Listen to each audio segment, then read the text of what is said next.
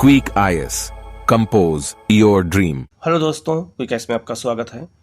69 BPSC का जो paper है वो 30 सितंबर को है और हमारे चैनल द्वारा बिहार स्पेशल के प्राचीन भारतीय इतिहास के वो क्वेश्चन मैं डिस्कशन करूंगा जो परीक्षा में संभावित हैं और वो आ सकते हैं।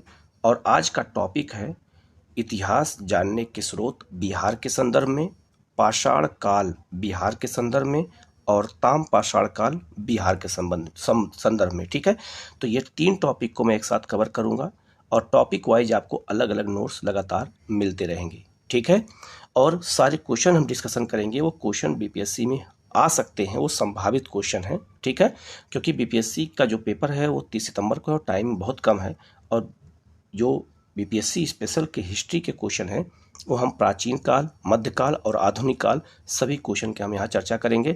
आज का जो टॉपिक है वो है प्राचीन भारतीय इतिहास जानने के स्रोत। यहाँ से क्वेश्चन बिहार से कैसे बन सकते हैं, पाषाण काल से क्वेश्चन कैसे बन सकते हैं और ताम पाषाण काल से क्वेश्चन कैसे बन सकते हैं। ये भी बता देता हूँ मैं कि पाषाण काल किसे कहते हैं। जिस काल में पत्थर का यूज होता था उसे पाषाण काल, और जिस काल में पत्थर के साथ साथ तांबे का यूज होता था उसे हम ताम पाषाण काल कहते हैं। ठीक है, तो संभावित क्वेश्चन हम देखेंगे कि कौन कौन से क्वेश्चन बीपीएससी में आ सकते हैं। इनका आप लोग डिस्कशन किए रहेंगे, सुने रहेंगे, तो आपको चीज़ें याद रहेंगी और वहाँ क्वेश्चन गलत नहीं होगा। ठीक है, हम लोग चलते हैं, पहले कुछ मैप देख लेते हैं। तो बिहार का ये याद रखिएगा, ये भारत का उस समय का मैप है प्राचीन काल का। ठीक है, तो उस समय मगध महाजनपद ये था। ठीक है, और मगध महाजनपद से ही भारत में राजनीतिक इतिहास की शुरुआत होती है। बिंबिसार के द्वारा हर्यक वंश की स्थापना की जाती है। तो मगध सबसे शक्तिशाली राजवंश था और ये वंश जो है बहुत ही महत्वपूर्ण था और यहीं से भारत में राजनीतिक सत्ता की शुरुआत होती है। ठीक है, तो हम लोग आज जो है 3 टॉपिक को कवर करेंगे, इससे जुड़े हुए क्वेश्चन जो बिहार में आ सकते हैं 69 बीपीएससी के पेपर में। ठीक है, हम लोग शुरू करते हैं पहले क्वेश्चन की ओर। पहला क्वेश्चन है, मौर्यकालीन स्थापत्य कला के साक्ष्य कहाँ प्राप्त हुए हैं। ठीक है, अच्छा, स्थापत्य कला को हम पुरातात्विक स्रोत कहते हैं, इससे हमें इतिहास की जानकारी मिलती है। तो मौर्यकालीन स्थापत्य कला के साक्ष्य कहाँ से मिलते हैं, तो पाटलिपुत्र से भी मिलते हैं, बराबर की पहाड़ी से जहाँ पे अशोक ने आजीवक संप्रदाय के लिए गुफाओं का निर्माण कराया था, और राजगृह से मिलते हैं। तीनों जगह से मिलते हैं, तो इसका आंसर हो जाएगा डी, उपयुक्त में से एक से अधिक। तो इस तरह क्वेश्चन अगर बिहार में आ जाए तो आपको गलत ना होने पाए। ठीक है, तो हम लोग टॉपिक वाइज यहाँ पर बात करेंगे। आप लोग चैनल को जरूर सब्सक्राइब कर लीजिएगा जिससे इस तरह की क्लास आपको लगातार मिलती रहे। दूसरा क्वेश्चन है, बिहार में पाए गए मौर्य अभिलेखों की भाषा क्या थी। जो मौर्यकालीन अभिलेख पाए गए थे उसमें बिहार में उसकी भाषा क्या थी, प्राकृत भाषा थी। ठीक है, प्राकृत भाषा में मौर्यकालीन अभिलेख पाए गए हैं, इसका आंसर हो जाएगा सी। नेक्स्ट क्वेश्चन है, बिहार में पाए गए मौर्य अभिलेखों की लिपि क्या थी। अब भाषा के बाद लिपि भी पूछा जा सकता है, तो ब्राह्मी लिपि थी। तो बिहार में जो मौर्यकालीन अभिलेख पाए गए हैं केवल ब्राह्मी लिपि में पाए गए हैं, खरोष्ठी या फारसी या अन्य लिपि में नहीं पाए गए हैं, केवल ब्राह्मी में पाए गए हैं। तो इसका आंसर हो जाएगा ए। और ब्राह्मी लिपि से ही जो है देवनागरी लिपि का विकास हुआ है, जो हम लोग की लिपि है जो बाएं से दाएं की ओर लिखी जाती है। हम लोग ऐसे ही लिखते हैं, यही ब्राह्मी लिपि है। ठीक है, और जो खरोष्ठी लिपि थी, खरोष्ठी लिपि जो है दाएं से बाएं की ओर लिखी जाती थी, ऐसे। ठीक है, तो इसका आंसर हो जाएगा ए। ठीक है, नेक्स्ट क्वेश्चन है, बोध गया से प्राप्त अभिलेख में कहाँ के भिक्षुओं का वर्णन किया गया है। तो श्रीलंका के भिक्षुओं का वर्णन किया गया है, तो इसका आंसर हो जाएगा सी।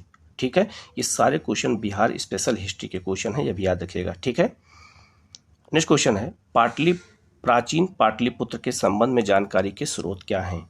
तो प्राचीन जो पाटलिपुत्र था इसके बारे में जानकारी के स्रोत क्या हैं, तो भग्नावशेष। भग्नावशेष का मतलब होता है कि जो खंडहर का क्षेत्र था, जो टूटा फूटा महल था, वो पाया गया है।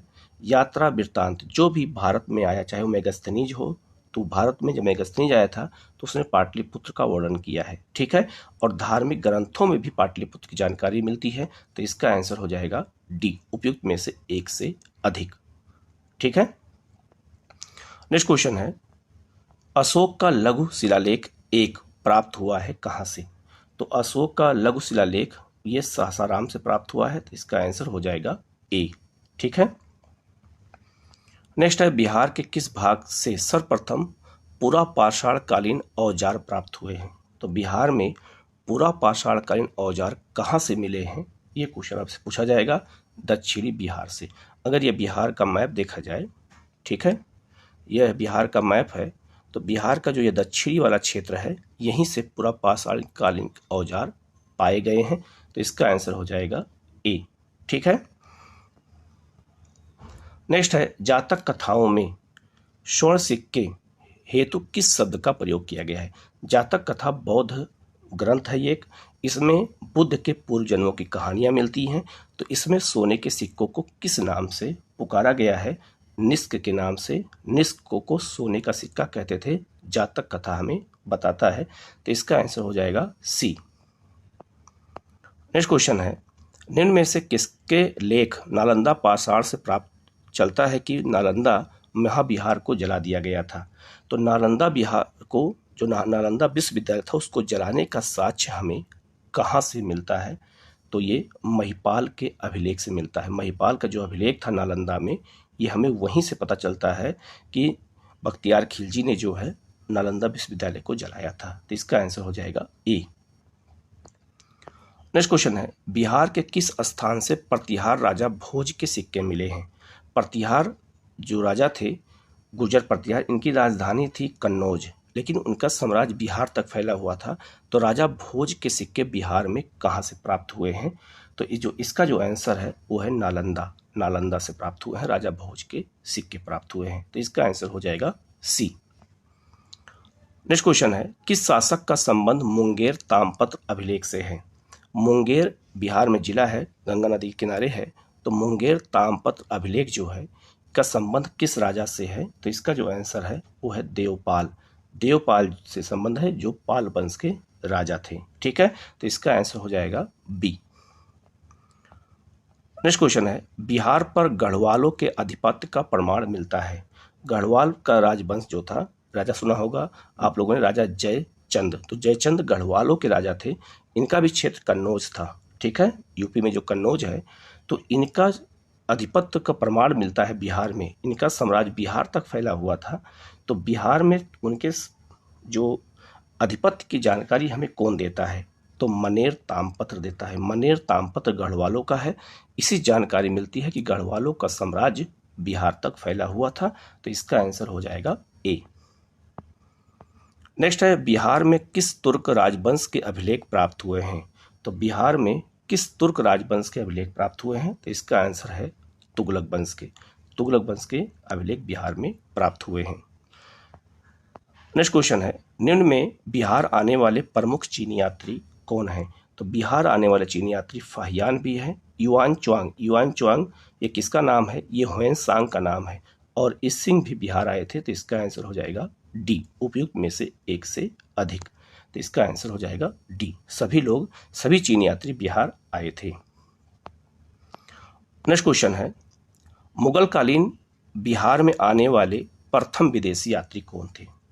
मुगल काल में ऐसा कौन सा विदेशी यात्री था जो बिहार में प्रवेश किया था? तो वह है मुल्ला ताकिया। मुल्ला ताकिया आए थे ये तुर्की से, और ये बिहार आने वाले पहले विदेशी यात्री है। कब? मुगल काल में। तो इसका आंसर हो जाएगा ए। नेक्स्ट है निम्नलिखित यात्रियों में से कौन बिहार नहीं आया था? इनमें कौन बिहार नहीं आया था?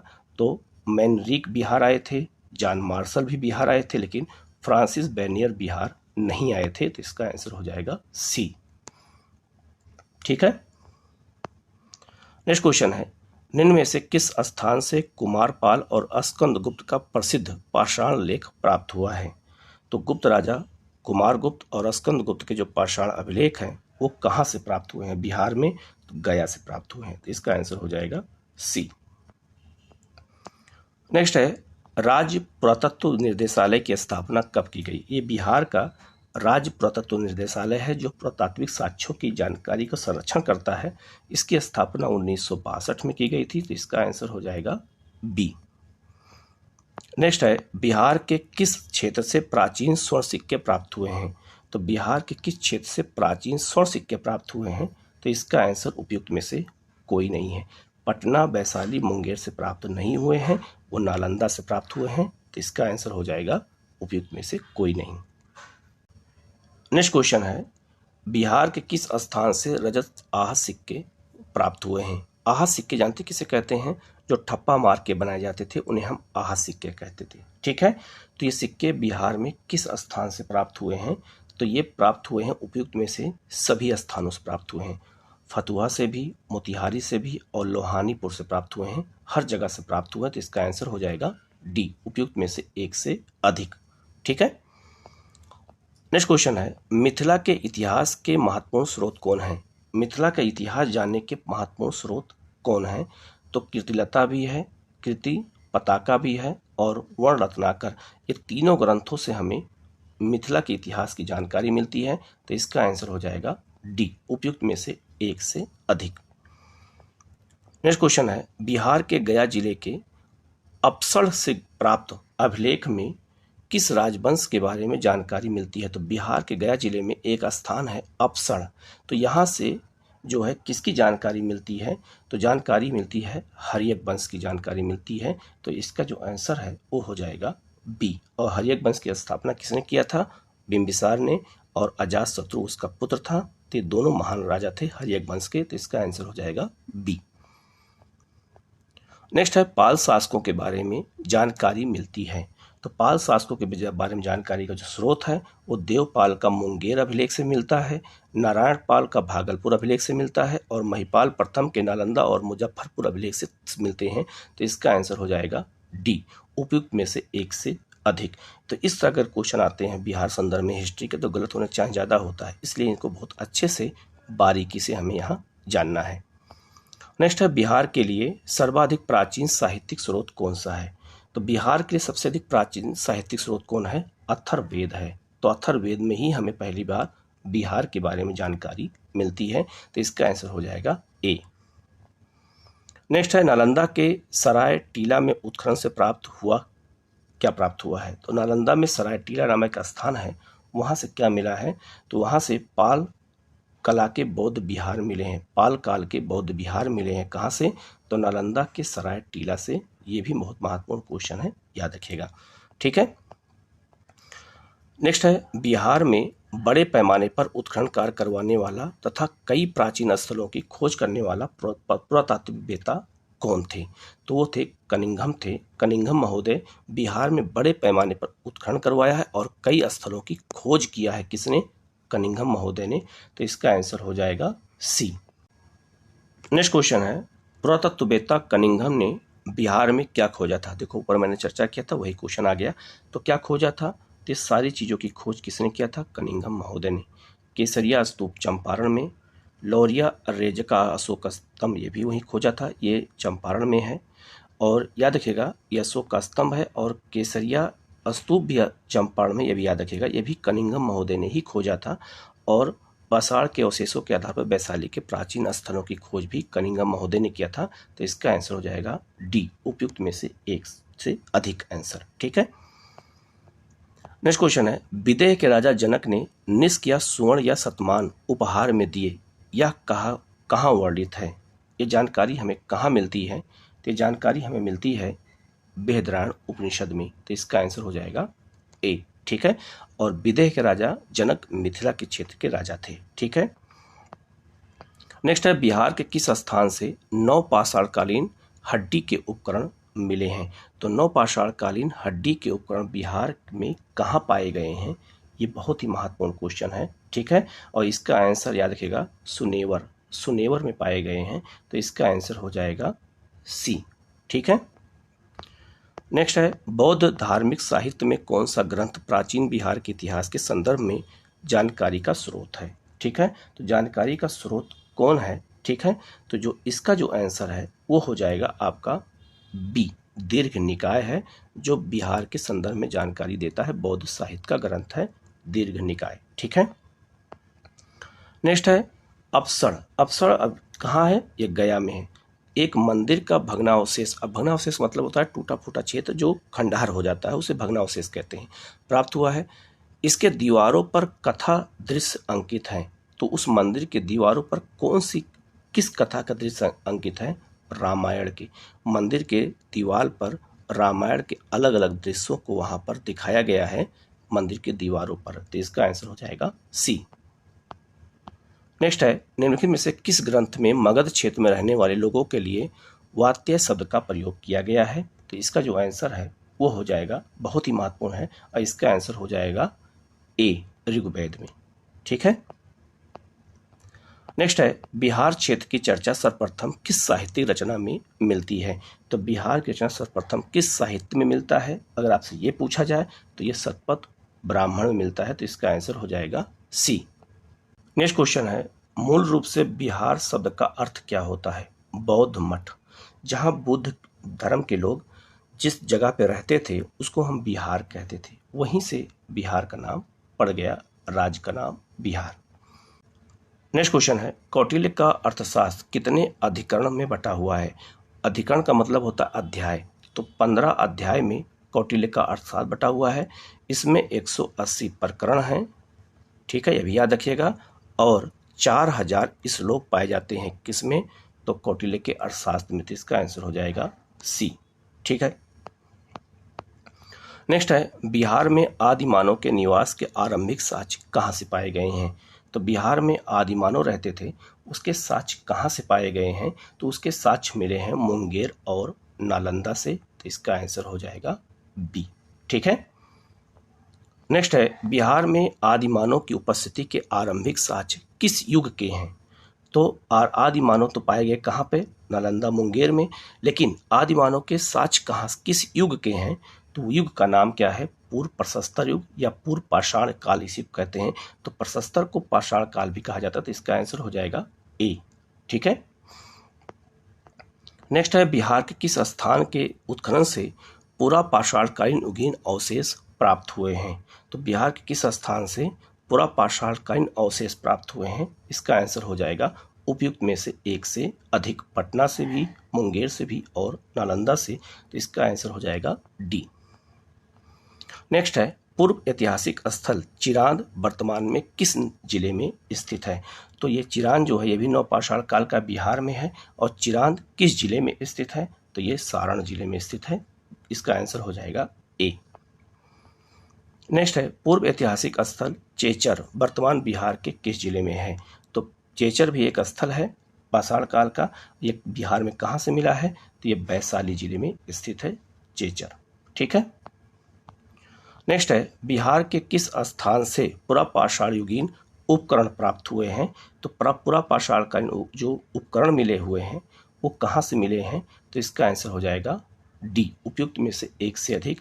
जेठियान घाटी से मिले हैं, वाल्मीकि नगर से भी मिले हैं और आज पोखर से भी मिले हैं। तो इसका आंसर हो जाएगा सभी। ठीक है। नेक्स्ट क्वेश्चन है, जेठियन घाटी पूरा पाषाण स्थल वर्तमान में किस जिले में स्थित है? ठीक है। तो किस जिले में है? तो याद रखिएगा ये जो है आपका नालंदा जिले में है। तो इसका आंसर हो जाएगा सी। ठीक है। नेक्स्ट है, निम्न में से कौन सा पूरा पाषाण कालीन युगीन स्थल भागलपुर में स्थित है? इसमें कौन सा है जो भागलपुर में स्थित है ये पूछा गया है। तो इसका आंसर है भालीजोर। भालीजोर पूरा पाषाण काल का स्थल है और ये भागलपुर जिले में स्थित है। नेक्स्ट है, नवपाषाण कालीन स्थल चिरांद किस नदी के किनारे है? तो चिरांद जो है ये सारण जिले में है, नवपाषाण काल का स्थल है और ये जो है गंगा नदी के किनारे है। तो इसका आंसर हो जाएगा सी। नेक्स्ट है, तारा डी नवपाषाण कालीन स्थल गया जिले में स्थित किस नदी के तट पर स्थित है? तो नवपाषाण काल का एक स्थल बिहार में है तारा डी, और वो किस नदी के किनारे स्थित है? तो वो जो है आपका याद रखिएगा फल्गु नदी किनारे है। तो इसका आंसर हो जाएगा सी। नेक्स्ट है, बिहार में ताम पाषाण संस्कृति के प्रमाण कहाँ से प्राप्त हुए हैं? तो ताम पाषाण का मतलब होता है कि जिस काल में तांबे के साथ साथ पत्थर का यूज मानव करता था उसे हम ताम पाषाण काल कहते थे। तो इसके अवशेष सब जगह पाए गए हैं, अरियप से भी, सेनुवार से भी और मनेर से भी। तो इसका आंसर हो जाएगा डी। ठीक है। नेक्स्ट है, बिहार में मध्यवर्तीय प्रशस्त युग के साक्ष्य कहाँ से मिले हैं? तो मध्यवर्ती प्रशस्त का मतलब होता है मध्य पाषाण काल। तो मध्य पाषाण काल के साक्ष्य कहाँ से पाए गए हैं बिहार में? तो जो इसका जो आंसर है वो है मुंगेर से पाए गए हैं। तो तो इसका आंसर हो जाएगा सी। नेक्स्ट है, बिहार में चिरांद, सारण और चेचर वैशाली से किस युग के अवशेष प्राप्त हुए हैं? तो याद रखिएगा किस युग के अवशेष प्राप्त हुए हैं ये पूछा जाए तो नवपाषाण काल के। इसे हम नव प्रशस्त युग भी कहते हैं, नवपाषाण काल युग कहते हैं। ये दोनों का संबंध इस युग से है, तो इसका आंसर हो जाएगा सी। नेक्स्ट है, बिहार में नवपाषाण कालीन संस्कृति के महत्वपूर्ण स्थल निम्नलिखित में से कौन से हैं? ठीक है, तो नवपाषाण के स्थल कौन से हैं? तो वह है आपका चिरांद, सारण में। ठीक है, और नेक्स्ट क्वेश्चन है, कार्बन डेटिंग विधि से चिरांद संस्कृति किस समय काल का माना जाता है? तो कार्बन डेटिंग क्या होता है, ये इसे हम C40 कहते हैं। तो याद रखिएगा, एक होता है C12, तो जो C12 होता है ये हमारे चमड़े में पाया जाता है और C14 हमारे हड्डी में पाया जाता है। जब कोई व्यक्ति मर जाता है तो उसकी हड्डी तो बची रह जाएगी, तो उसी आधार पर हम किसी भी संस्कृति के काल क्रम या समय का निर्धारण करते हैं। ठीक है, ये सबसे प्रमाणित वैज्ञानिक विधि होती है और इसके अनुसार मालूम चला कि चिरांद संस्कृति जो बिहार में है वो कब से कब मानी जाती है, 1800 से 1200 ईसा पूर्व। ये बहुत ही महत्वपूर्ण क्वेश्चन है, याद रखिएगा। तो ये 50 क्वेश्चन मैंने आज एक टॉपिक का किया है। लगातार टॉपिक के क्वेश्चन आपको मिलते रहेंगे, तो चैनल को सब्सक्राइब कर लीजिएगा, बेल आइकन को जरूर प्रेस कर लीजिएगा, जिससे इस तरह क्लास आपको मिलती रहे। एंशिएंट, मिडिवल, मॉडर्न, हर टॉपिक के मैं बिहार स्पेशल के क्वेश्चन आपको प्रोवाइड करता रहूँगा। आप लोग जो है इसको आप लोग अच्छे से करिएगा। किसी क्वेश्चन में कोई डाउट हो कमेंट करके आप पूछ सकते हैं, उसका जवाब आपको दिया जाएगा। Okay, thank you.